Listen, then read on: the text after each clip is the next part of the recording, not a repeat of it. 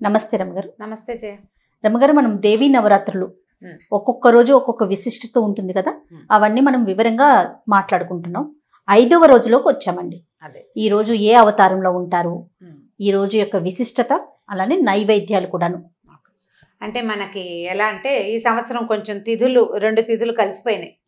తృతీయ చవితి కలిసిపోవటము అట్లా అయింది. 3వ రోజునే 3-4 అవతారాలు వేసేయటము అలా వచ్చింది. అయితే ఇప్పుడు ఇవాళ 5వ రోజు మనకి శ్రీశైలంలో అయితే భ్రమరాంబాదేవికి స్కందమాత స్వరూపాన్ని ధరింపజేస్తారు. నవదుర్గల్లో 5వ రూపం స్కందమాత. అంటే కుమారస్వామిని ఎత్తుకుని కూర్చున్నటువంటి పార్వతీదేవి. ఆవిడ దీని మీద ఒక ఎద్దునెక్కి కూర్చుని పిల్లవాడిని ఒళ్ళో కూర్చుని పెట్టుకుని స్థిమితంగా కూర్చున్నటువంటి సంటి పిల్లాడి తల్లి. మళ్ళీ ఇలా పట్టుకున్న పసిబిడ్డ కాకుండా కూర్చున్న ముఖంతో కూర్చున్న పిల్లవాడిని కూర్చోబెట్టుకున్నట్టుగా కనిపిస్తుంది. ఈ రోజున అక్కడ అమ్మవారికి దద్దుయోజనం అది నివేదన చేస్తారు. స్థిమితంగా ఉన్నటువంటి స్కందమాత స్వరూపాన్ని గనక మనం ధ్యానిస్తే సంతానం కలుగుతుందని. అంటే మనకి స్కందుడి పుట్టుక చాలా విచిత్రమైనది కదా.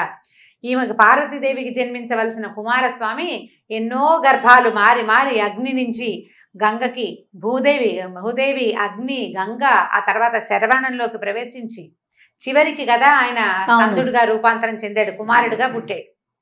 కృత్తికలు పాలిచ్చి పెంచారు. లెక్క ప్రకారం పార్వతీదేవి స్తన్యంతో పెరగవలసిన శిశువుని కృత్తివర్గాలు పాలిచ్చి పెంచితే ఆ పిల్లవాడిని ఈవిడ నా శిశువు, ఈవిడ నా వల్ల కదా ఇది జరిగిందని ఆవిడ తెచ్చేసుకుంది స్కందమాతగా. నీ పిల్లవాడు నావాడు అని చెప్పి ఆ కుమారస్వామిని ఒళ్ళో కూర్చోబెట్టుకున్నటువంటి పార్వతీదేవిని మనం ఇవాళ ధ్యానిస్తే ఏంటంటే ఎలాగైనా ఏదో ఒక రకంగా అయినా సరే సంతానం కలుగుతుంది అని చెప్తారు. ఇప్పుడు మనం సరగేషన్ చూస్తున్నాం, ఎన్ని రకాల మదర్షిప్లు తెలుసుకుంటున్నాం మనం. ఐవీఎఫ్లు అని చాలా ఉన్నాయి కదా మన దగ్గర. అలాంటివి వాళ్ళు చేసేవాళ్ళు కూడా మనకి చాలా మందే తెలుసు. ఇలా ఏ ప్రక్రియ ద్వారా అయినా సరే మాతృత్వం సిద్ధిస్తుంది ఈ అమ్మవారిని కనుక ధ్యానిస్తే. అదే మనకి విజయవాడలో తర్వాత అన్ని చోట్ల కూడా ఇవాళ లలితా పంచమి అంటారు. పంచమి కదా, అమ్మవారు లలితా స్వరూపంలో మనకి కనిపిస్తారు. లలితాదేవి అనగానే చెరుకు విల్లు పట్టుకుని చెరుగడ విల్లు పట్టుకుంటుంది, పుష్పబాణాలు ధరించి చక్కగా కూర్చున్నటువంటి శ్రీమత్ సింహాసనం మీద కూర్చున్నటువంటి లలితాదేవిని ఈ రోజున లలితా త్రిపుర సుందరి అవతారాన్ని దర్శింపజేస్తారు. ఈ అమ్మవారి ప్రత్యేకమైన కథనం మనకి లలితా సహస్రం చదివే అలవాటు ఉన్న వాళ్ళకి వినే వాళ్ళకి కనపడుతుంటుంది. భండాసుర వధోద్యుక్త శక్తి సేనా సమన్విత అని భండాసురుడనే రాక్షసుణ్ణి సంహరించటానికి మొదలుపెట్టింది లలితా స్వరూపంలోనే. మనకి లలితా సహస్రంలో ఈ భండపుత్ర వధోద్యుక్త అలా కనిపిస్తుంది అనమాట.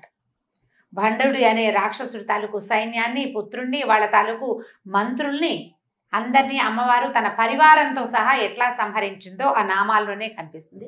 లలితా స్వరూపం భండుడి మరణం కోసమే అతన్ని సంహరించడానికే వచ్చిందట. అయితే ఈ భండాసురుడు ఎక్కడి వాడు అంటే దీనికి చాలా పూర్వకథ ఉంది, చాలా పెద్దది. అది ఎక్కడి నుంచి వచ్చింది? శివపార్వతుల వివాహం చేయాలనుకున్నారు. సతీదేవి మరణానంతరము సతీదేవి యోగాగ్నిలో దగ్ధమయ్యాక శివుడు విరాగిగా మారిపోయి హిమాలయాల్లో తపస్సు చేసుకుంటున్నాడు. అదే హిమవత్ పర్వతానికి ఆదిపరాశక్తి సతీదేవి అంశని కుమారిగా పుట్టించింది. ఆవిడితే పర్వతరాజపుత్రికైన పార్వతీదేవి. ఆమె శివుణ్ణి పూజించేది రోజు. ఈ సతీ అంశతో పుట్టినటువంటి ఈ కుమారికి పరమేశ్వరుడికి వివాహం చేయాలంటే ఆయనేమో వైరాగ్యం, ఈ పిల్లేమో చిన్నపిల్ల. అవును, వీళ్ళిద్దరికి వివాహం కావాలంటే అందుకని మన్మధుడిని ప్రేరేపించారు దేవతలు. మన్మధుడు వచ్చి మొత్తం వాతావరణాన్ని అంతా తనకు అనుకూలంగా తెచ్చుకుని శివపార్వతులిద్దరికి ఒకరి మీద ఒకరికి ఆకాంక్ష, కోరిక కలగటం కోసం మన్మధుడు సిద్ధమయ్యాడు. 5 బాణాలు సంధించి కొట్టాడు పరమేశ్వరుడు. బాణం తగిలేసరికి చలనం వచ్చిన పరమేశ్వరుడు పార్వతిని చూశాడు, కానీ అమ్మాయిని చూశాడు ఆయన కళ్ళతోటి. కానీ తనని ఇట్లా డిస్టర్బ్ చేసింది ఎవరా అని 3వ నేత్రంతో చూశాడు. ఆ తృతీయ నేత్రంలో పుట్టినటువంటి మంటతో మన్మధుడు దగ్ధమైపోయాడు, బూడిద కుప్పగా మారిపోయాడు. రతీదేవి ప్రార్థించింది, చాలా దుఃఖించింది. నా భర్తని ఎట్లా అంటే శివపార్వతుల వివాహం తర్వాత అతనికి శరీరం వస్తుందని, కానీ అతను బతికుంటాడు కానీ అనంగుడుగా శరీరం లేనివాడుగానే ఉంటాడని. అందుకని మన్మధుడికి శరీరం లేదు, అనంగుడు అతని పేరు. అంగములు లేనివాడు, శక్తి ఉంటుంది, అతను ఉంటాడు కానీ అతను శరీరంతో సశరీరంగా కనపడ్డు. అట్లా వరాన్ని పొందింది రతీదేవి. అయితే ఈ బూడిద కుప్పగా మారినటువంటి ఈ కుప్పని తెల్లగా మెత్తటి పిండి, మామూలుగా మన బూడిద ఎలా ఉంటుంది, కాలిపోయి పిండి అయిపోతుంది. అయితే ఈ శివగణాల్లో ఉన్నటువంటి ఒక గణాధిపతి, చాలా మంది ఉన్నారు శివగణాలు, వాళ్ళల్లో ఒకడైన చిత్రకేతువు, అతను బొమ్మలు తయారు చేయటంలో సిద్ధహస్తుడు. ఈ బూడిదంతటిని పోగు చేసి ఒక బొమ్మను చేశాడు. ఒక బాలుడి స్వరూపం తయారైంది. బ్రహ్మదేవుడు భండ అయ్యో అయ్యో ఇదేంటి రూపం తయారైపోతుంది అన్నాడు. నిజానికి బ్రహ్మదేవుడు కదా బొమ్మలు చేయవలసిన వాడు. ఈ చిత్రకేతువు చేసినటువంటి ఈ బొమ్మకి పరమేశ్వరుడు ప్రాణం పోసాడు. కానీ ఈ తీవ్రమైన తామసిక శక్తితోటి కాలిపోయినటువంటి బూడిద నుంచి జన్మించడంతో వాడు రాక్షసుడయ్యాడు, భండాసురుడు. ఈ భండాసురుడు మన్మధుని యొక్క బూడిద. నిజానికి మన్మధుడు శివభక్తుడు, విష్ణు భక్తుడు కూడా. మరి రాక్షసుడు ఎలా అయ్యాడు రమ్మగారు? బూడిదకి ఇప్పుడు ఒక వస్తువు ఆ వస్తువుగా ఉంటే జయ, ఇప్పుడు అది కాదు, ఒక పువ్వు చక్కగా విచ్చింది, ఎంతో బాగుంది, అది వాడిపోయాక కూడా నువ్వు తల్లో పెట్టుకుంటావా? పెట్టుకోలేకపోతాం. వాడిపోయాక దేవుడికి పెడతామా?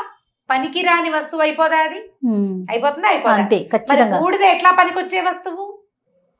బూడిదకి గొప్పతనం లేదు, అది కాలింది ఎట్లా? శివుని తామసిక శక్తి వల్ల కాలిపోయింది, అది ప్రధానం. దాని వల్ల కాలి బూడిదైపోవటం వల్ల ఇతను చేసిన, పైగా చిత్రకేతువు మనస్సు ఎలా ఉంది? బ్రహ్మదేవుడిలాగా నేను ఒక ప్రతి సృష్టి చేశాననే ఆసురి భావన వచ్చింది అతని మనసులోకి. నేను బ్రహ్మతో సమానం అన్న ఫీలింగ్, అసురమైన భావన. భగవంతుడితోటి సమానంగా ఎవడైనా ఉంటాడా? అది ఆసురి భావన, రాక్షస భావన. ఆ భావన వల్ల ఇతను రాక్షసుడైపోయాడు. ఈ భండాసురుడు బలపడ్డాడు. పరమేశ్వరుని వల్ల అతను తపస్సు వచ్చింది అతనికి. పరమేశ్వర వరప్రసాదం వల్ల ఎవ్వరి వల్ల మరణం లేకుండా వరం పొందాడు. ప్రత్యేక శక్తి వల్ల తప్పిస్తే అతను మరణించడు. దేవదానవులు ఎవరు అతన్ని సంహరించలేరు. అతన్ని సంహరించడానికి లలితాపరా భట్టారికి అవతరించింది. ఎట్లా? సచామర రమావాణి సవ్యదక్షిణ సేవిత అని చెప్తారు. అటు ఇటుగా లక్ష్మీదేవి, సరస్వతీదేవి మింజామరలు పట్టుకుని వీస్తూ ఉండగా, చామరం అంటే చల్లని గాలి. అసలు ఆ నామాలే మనకి లలితా శాస్త్రంలో ఈ భండాసురుణ్ణి ఎట్లా వధించింది, ఎట్లా విశుక్ర ప్రాణహరణ వారాహి వీరేనందిత, అలాంటి వాక్యాలు ఏంటంటే, ఈ భండాసురుడి తాలూకు మంత్రి విశుక్రుడు, సైన్యాధిపతి. వారాహి అంటే అమ్మవారి యొక్క పరివార శక్తులన్నీ కలిసి వధించినాయి ఈ రాక్షసుణ్ణి, వాడి సైన్యాన్ని. మంత్రిణ్యంబ విరచిత విషంగ వధతోషిత, ఈ నామం కూడా అందులో ఇచ్చే. ఈవిడ అమ్మవారి మంత్రిని అయినటువంటి ఆవిడ తన విశుక్రుణ్ణి సంహరించింది. సంహరించంగానే ఆవిడ సంతోషించింది, అమ్మవారు మంచి పని చేసావని. అట్లా అమ్మవారి యొక్క కుమార్తెట బాలా త్రిపుర సుందరి, ఒక 9 సంవత్సరాల బాలిక స్వరూపాన్ని కూడా వర్ణిస్తారు లలితా శాస్త్రంలో కనపడుతుంది. బాలా విక్రమనందిత అని.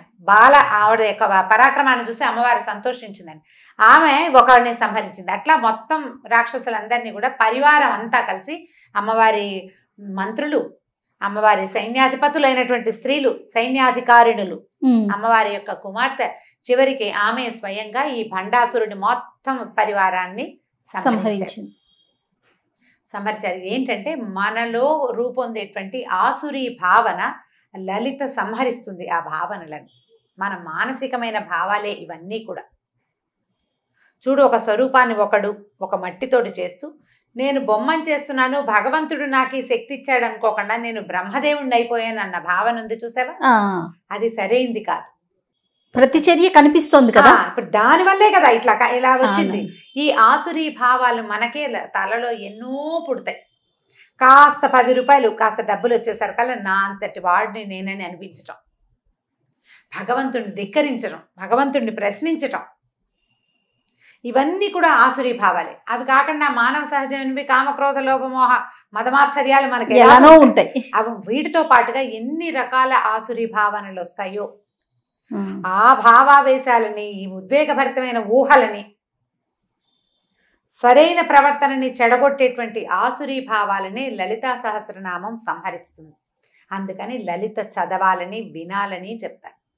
సాధారణంగా లలితా సహస్రం కామ్యం అని చెప్తారు. కోరికతోటి, ఏదైనా ఫలానా ఒక కోరికతోటి చేస్తే సిద్ధిస్తుంది అని. ఏ కోరిక లేకుండా మనలో రూపొందేటువంటి రకరకాల చాంచల్యాలు, మనోజాడ్యాలు, ఆసురీ భావనలని అణచటానికే లలితా సహస్రం సహాయం తీసుకోవాలి. మనం అమ్మవారు మనల్ని సరిచేస్తోందన్న భావనతోటి కనుక లలితా సహస్రాన్ని చదువుకుంటే సరే అవుతాం. ఈ జన్మలో మొదలుపెట్టిన లలితా సహస్రనామ పారాయణ ఇంకొకటి 2 జన్మల్లోనే మనకి ముక్తి సోపానంగా మారుతుంది. ఎక్కువ సార్లు మనం జన్మించాల్సిన అవసరం రాదు. మనం ఎట్లా కొట్లా చదివేసి పరిగెత్తేసి గబగబా చదివేసాం అని అనుకోకుండా సజావుగా చదవటం, సరి అయిన శబ్దం వచ్చేలాగా, అక్షర లోపం లేకుండా ఒక నామం చదివితే ఆ నామం వెనకాలంట ఏమిటి భావన, ఏ విషయం వల్ల ఇది చెప్పారు, దేని అమ్మవారి దుష్ట దూరా దురాచార శమని అని చెప్తారు. దుష్టులకి దూరంగా ఉంచుతుంది అమ్మవారు మన్ని.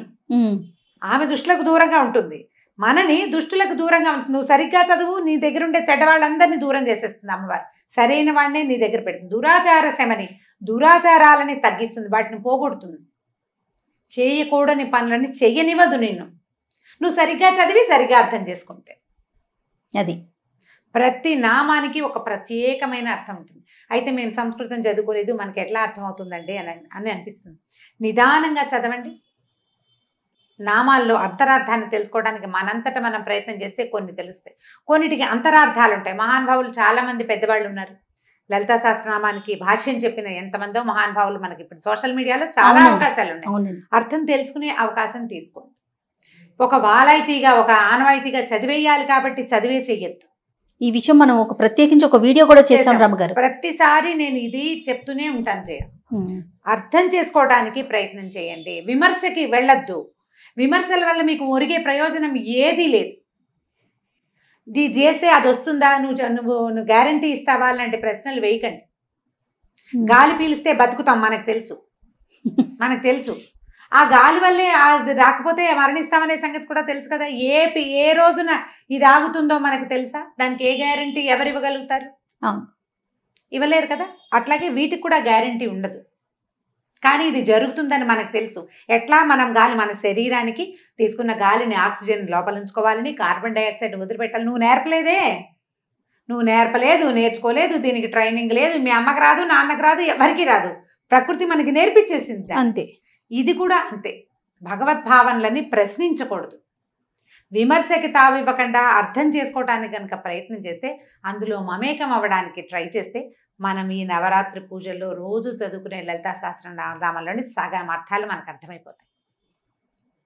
అర్థం కాని పెద్ద పెద్ద విషయాలని అంతరార్థ బోధన ఎవరు చేస్తారో వారి దగ్గర తెలుసుకోవడానికి ప్రయత్నం చేయండి. పూజ చేసేసుకోవటం ఇంపార్టెంట్ కాదు, చేయటం అవసరం, తెలుసుకోవడం ఇంపార్టెంట్. ఆ దిశగా ప్రయత్నించండి. భండాసుర వధ చేసింది అమ్మవారు లలితా స్వరూపంతో. ఈరోజు నైవేద్యం ఏం పెడతాం రమ్మగారు? అమ్మవారికి దద్దోజనం పెడతాం. పెరుగు అన్నం పెట్టచ్చు. అంటే కొంచెం పసుపు వేసే విధానం ఉంటుంది. పసుపు వేయకుండా తెల్లని అన్న నివేదన అని చెప్తారు. తెల్లటి పెరుగన్నం, దాంట్లో చక్కగా మంచి తిరగమాత వేసి అన్నాన్ని నివేదన చేస్తారు. తాలింపులో పసుపు వెయ్యరు, అన్నం తెల్లగా ఉండాలి. ఇది నివేదన చేసుకోవటం. కొబ్బరికాయలు కొట్టచ్చు. ఈ రోజున మనం లలితా శాస్త్రం అంటే సాధారణంగా మనం అమ్మవారి నైవేద్యాలు చాలా చెప్పుకున్నాం కదా.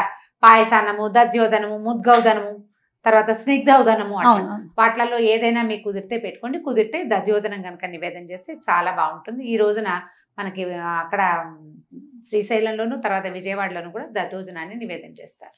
తప్పకుండా రమ్మగారు. ఇక 6వ రోజు నివేదన ఏంటి, 6వ రోజు యొక్క విశిష్టత ఇంకొక వీడియోలో మనం డిస్కస్ చేద్దామండి. నమస్తే రమ్మగారు. నమస్తే.